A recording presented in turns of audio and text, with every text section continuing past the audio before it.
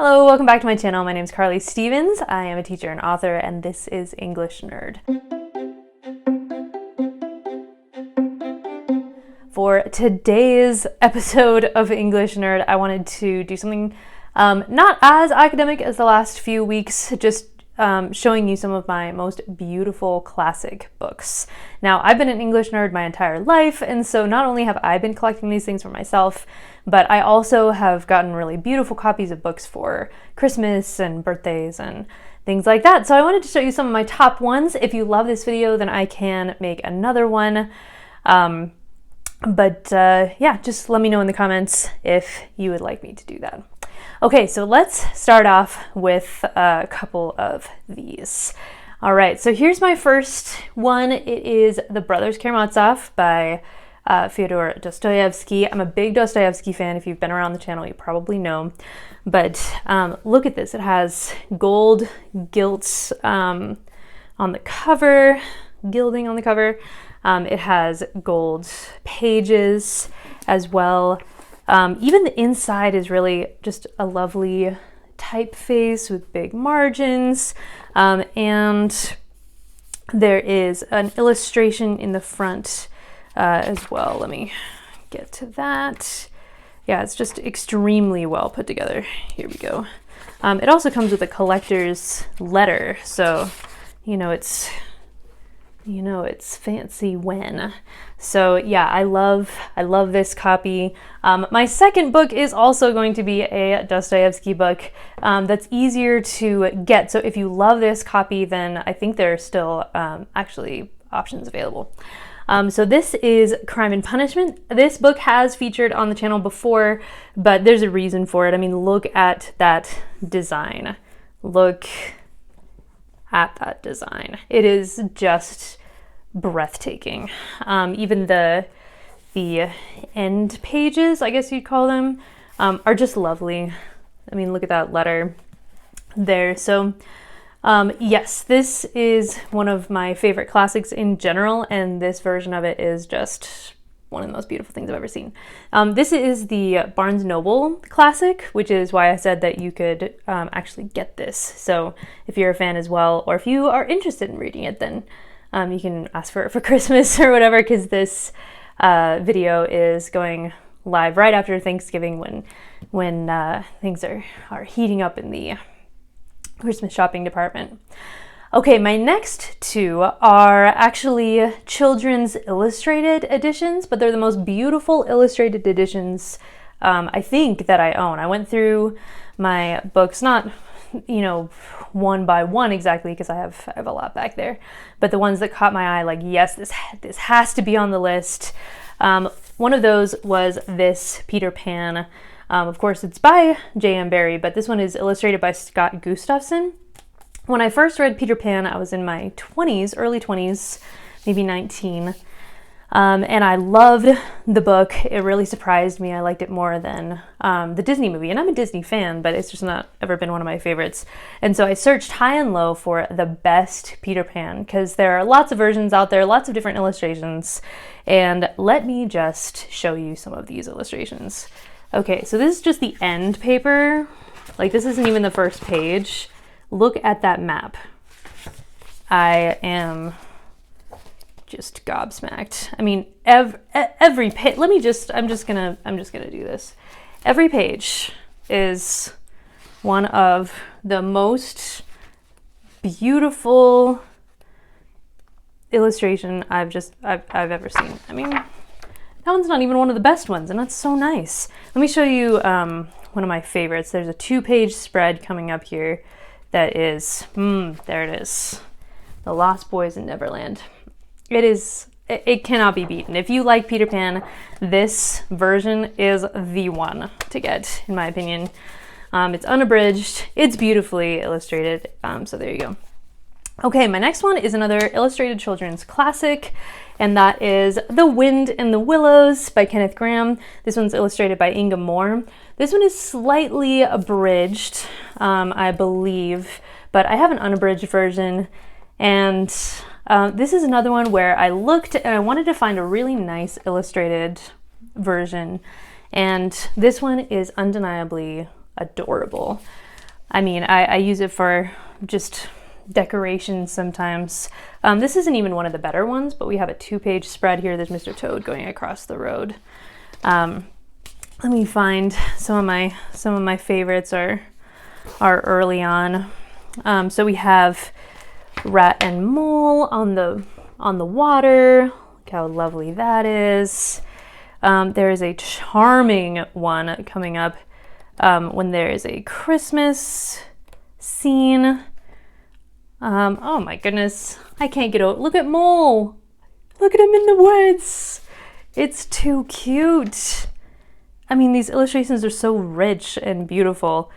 Yeah, when Mole gets lost in the woods and they find Badger, I just lose my mind. Okay, so let's find that one Christmas one. I know it's coming up here. There it is. Carolers. Look. Okay, so if you love illustrated editions like I do, then I, again, would strongly recommend Wind in the Willows, illustrated by Inga Moore. Okay, enough gushing. Time for like more gushing, I guess. Goodness. Okay, so next ones are going to be old books. I have a whole old book collection. You can kind of see it there. It's a bit picked over because I'm using the books for decoration or for this video, so it's not as robust as it normally looks. Okay, so here is a version of Dickens. It says it's illustrated. There's not really a lot of illustration here. This one is part of a series, in particular, Tale of Two Cities and Sketches by Boz, which is pretty rare. Boz was Charles Dickens' pen name before he really took off and published his first novel, so that one is not as common to find. There is an illustration in the front, which is a lovely one, but it's not really illustrated all the way through, at least not as I was preparing for this video and just double checking to see if there were more illustrations inside. So it's lovely. It's not, it's engraved, not embossed. There we go. And I had a hard time finding the date for this one. I mean, it reads as, oh, there it is, 1883. I knew I'd looked it up at some point. 1883 is when this particular version came out. So that is lovely.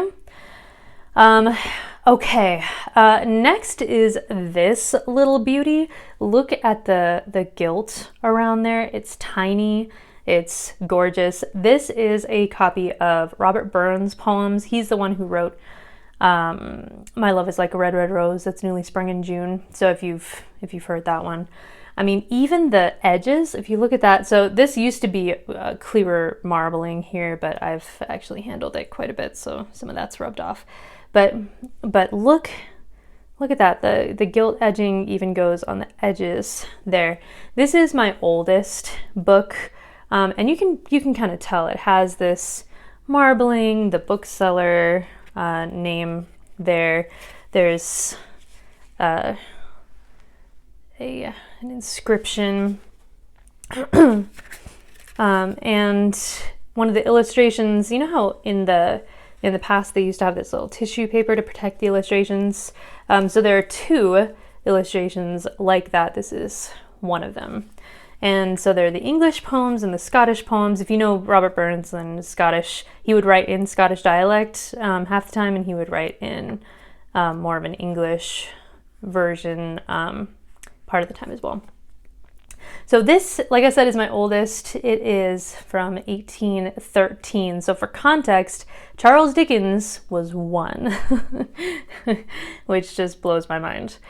It's in very good condition. It's not in perfect condition because I bring it to school about once a year just to show it off. And I mean, I'm really getting a lot of joy out of sharing this with people. I just tell everybody to be really careful, and they are.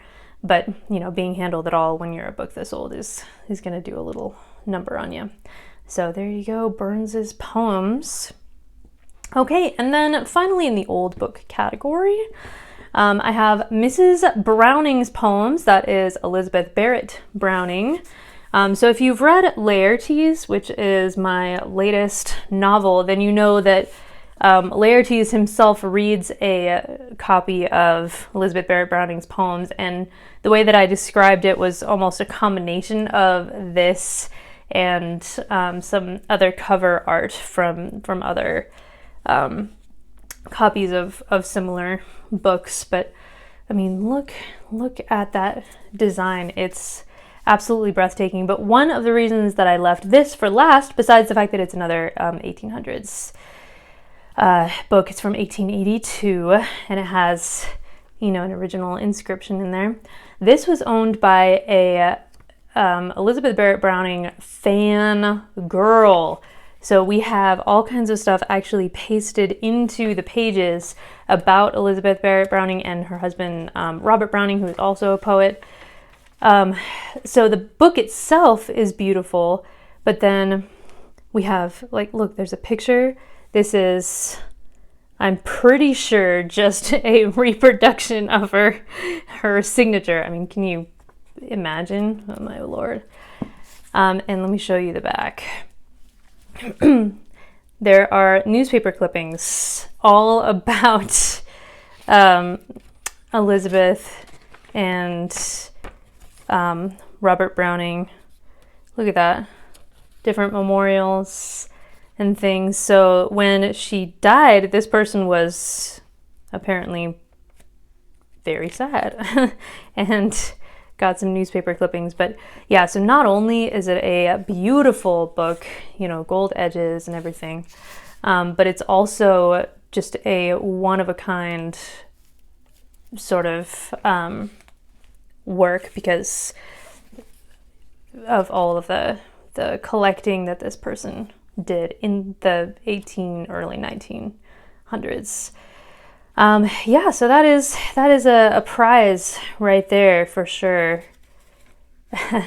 I can't even believe that I have this. An honorable mention that I wanted to bring up. By the way, I have lots of beautiful Lord of the Rings copies. So at first I looked at those and I'm like, should I bring those in? They're some of my most beautiful books, but I have other videos entirely dedicated to my copies of Lord of the Rings, so you can check those out if you want to see my special editions and whatnot. But getting an honorable mention are these little guys. I have 3 of them. They're the Royal Shakespeare Company little pocket editions of different Shakespeare plays. So this one is Othello. I also have Midsummer Night's Dream and Henry the Fifth. They smell amazing. I think it's real leather. I doubt they would do that these days, but I got this a while ago, and the entire text is in there. And for most of them, they have some sonnets at the end as well. It looks like this one only has 2 sonnets or something, but Midsummer Night's Dream, for example, is shorter, so more at the end of that.